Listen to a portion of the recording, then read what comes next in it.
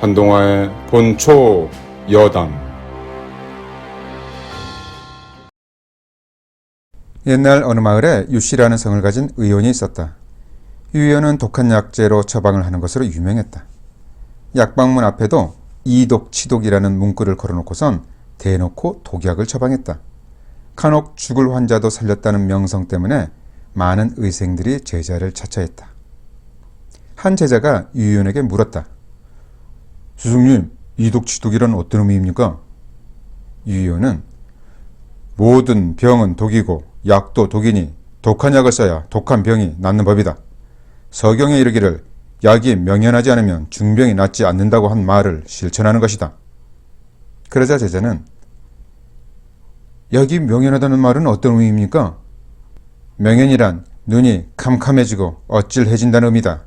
그래서 약이 명연하다는 것은 아주 독한 약을 썼을 때 쓰러질 것처럼 어질거리고 혼미하게 한다는 것을 말한다. 그래야만 병이 잡힌다. 마치 전쟁에 비유하자면 살상력이 큰 무기로 적군을 인정사정 없이 마구잡이로 죽여야 이길 수 있는 것과 같다. 라고 했다. 유 의원의 말에는 자신감이 넘쳐 흘렀고 눈빛에 자유로움은 찾아볼 수 없었다. 문제는 유 의원의 환자들은 처방을 받아 복용하면서 거의 죽기 일보 직전까지 도달하는 것이었다. 변비약을 처방해서 설사를 하면 며칠간을 그치지 않아서 항문이 헐 정도였고 열증에 땀을 내는 약을 쓰면 땀이 비가 오듯이 쏟아지면서 탈수에 빠졌다. 객담을 빼는 약을 처방하면 하루 종일 담즙까지 토하고 위장이 뒤집힐 정도로 토를 했다. 피부병을 치료하는 약을 쓸 때면 온몸의 상한 피부가 보이지 않을 정도로 발진과 진물로 뒤덮이기 일쑤였다. 어떤 환자들은 약을 복용하면서 위가 쓰리고 아파서 약을 전혀 입에도 대지 못했다. 환자들은 의원님, 약이 너무 독하고 원래 없던 증상들도 마치 하늘의 구름 모양으로 변화무쌍하게 나타나니 이를 어떻게 해야 합니까? 하고 물으면 당신의 병을 치료하려면 명연해야 하오. 아직도 원래 있던 증상이 여전한 것 같으니 약을 더 세게 처방을 해야 할 것이오. 라면서 명연이란 말만 반복하면서 더욱더 독한 약을 처방했다.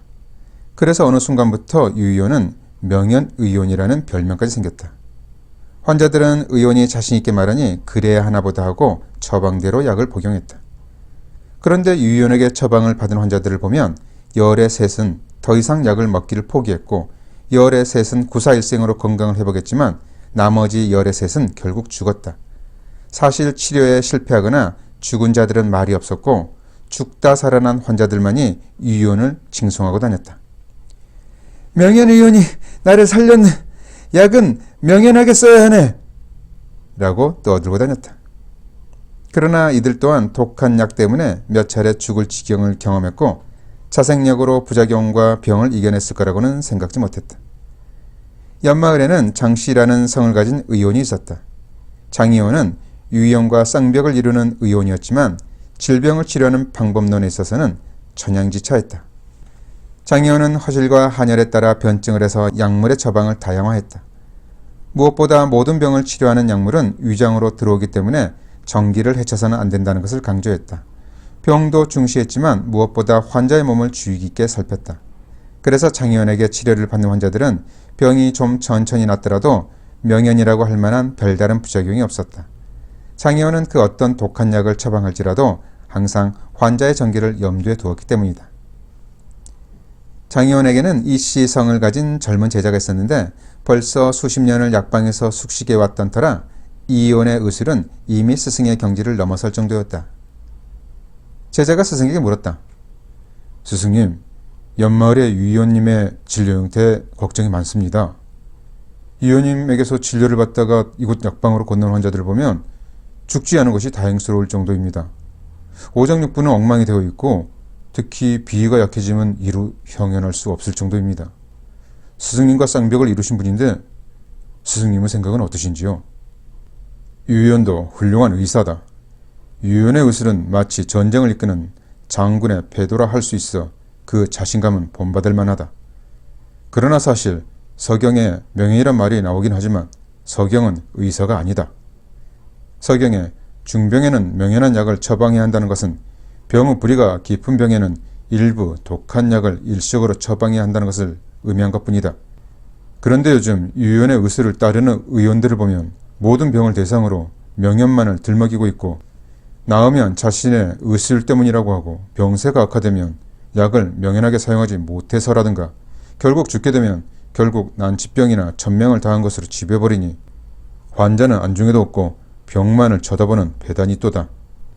장 의원은 이어서 요즘 보면 시장에서 파는 이름 모를 환약을 먹으면서 부작용이 생기거나 서역에서 들어온 화장품을 얼굴에 바르고서는 뾰루지가 나도 명연이라고 하면서 좋아하면서 더 많이 먹고 더 자주 발라야 한다고들 하니 서경의 한 문장이 이처럼 사람들을 미혹하게 함이 안쓰럽구나 하면서 걱정 어린 한숨을 내쉬었다. 그런데 어느 날 희한한 일이 벌어졌다. 유 의원이 자신의 딸이 아파 관연한 딸을 데리고 장 의원을 찾아온 것이다. 딸의 안색은 파리했으며 기력이 하나도 없이 탈진해 있었고 진맥을 해보니 총구맥은 신라처럼 미약했다. 장 의원은 깜짝 놀라며 유 의원님, 항상 저희 처방이 미원하고 병을 치료하기에는 너무 약하다면서 비판만 하시더니 어찌된 영문이요? 하고 물었다. 유 의원은 자초지종을 이야기했다. 자신의 딸이 며칠간 밭일을 호되게 한 후로 배가 불러오면서 팔다리에 부종이 생겨 먼저 강력한 이뇨 효과가 있는 축수약을 처방했다고 했다. 그러자 계속 소변을 보면서 부종은 빠지더니 이제는 숨이 찬 청급증이 생겨서 다시 강한 하기약을 처방했더니 이제는 밥을 먹지 못하고 명치가 답답한 증상이 생겼고 다시 막힌 기운을 뚫어주는 파기약을 썼더니 설사를 하면서 몸져 누웠다는 것이다. 딸아이는 배가 아프다고 하면서 계속 설사를 하고 이렇게 사경을 헤매고 있는 것을 옆에서 지켜보는 것이 너무 안쓰러워 더 이상 독한 약을 처방할 수 없어 염치 없이 데리고 왔다는 것이었다. 그러면서 하는 말이 장 의원님도 아시다시피 저는 명연한 약이 아니면 병을 치료할 수 없다는 생각으로 환자들에게 독한 약만을 처방했는데 제 처방을 복용하면서 고통받는 여식을 옆에서 밤새 지켜보니 병이 아니라 약 때문에 죽을 수도 있다는 두려움이 생겼소. 이제 더 이상 명연을 견디라는 말도 할 수 없을 지경에 이르렀소이다. 라는 것이다. 유 의원의 그 자신감 넘치는 눈빛도 온데간데 없었다. 장 의원은 제자인 이 의원과 함께 딸아이를 진찰했다. 진찰을 마치자 장 의원은 제자에게 어찌 변증되었느냐 하고 물었다. 제자는 환자는 음식과 노곤으로 인해 발생한 비기혈증으로 인한 중기 부족으로 사료됩니다. 따라서 비위와 폐장의 기능을 되살리고 중기를 끌어올리는 약재를 처방해보면 어떠실지요. 비장을 되살리니 복부 창망과 팔다리의 부종은 사라질 것이고 폐기가 살아나니 청급증도 가라앉을 것입니다. 이렇게 중기만 되살아난다면 나머지 겸증은 다시 어떤 처방을 하지 않더라도 스스로 이겨낼 수 있을 것으로 보입니다. 라고 답했다. 맞다. 그래서 처방 이름이 무엇이냐? 제자는 보종익기탕입니다. 스승인 장 의원은 고개를 끄덕였다. 그런데 옆에서 지켜보던 유 의원은 자신은 거들떠보지도 않는 순한 약재들로만 이루어진 처방이 의심쩍었지만 어쩔 도리가 없었다. 딸아이의 증상은 보종익기탕을 복용하면서 하루가 다르게 회복되었다. 마치 꽃봉오리가 하루아침에 활짝 펴오르듯 살아난 것이다.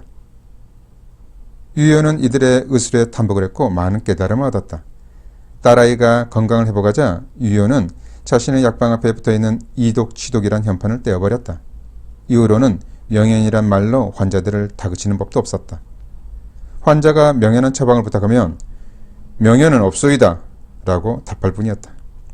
이후 유 의원은 장 의원과 가까운 거리에서 한 환자를 두고 협진하면서 의견을 교환하고 서로 간의 의술을 본받아 실증에는 일시적으로 강한 약을 쓰면서도 정기를 해치는 일이 없었고 허증에는 부드럽게 보하는 치료법을 택했다. 이로써 환자들은 명연한 독한 약 때문에 고통받거나 죽는 경우는 결코 없었다.